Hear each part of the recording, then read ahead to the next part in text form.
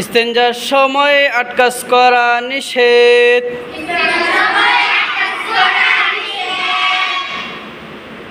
কথা বলা, জিকির করা বা তাসবিহ পড়া, কোরআন শরীফ তেলাওয়াত করা, সালাম দেওয়া, সালামের উত্তর নেওয়া, খাওয়া বা পান করা, মেসওয়াক করা, কোনো কিছু লেখা বা পড়া,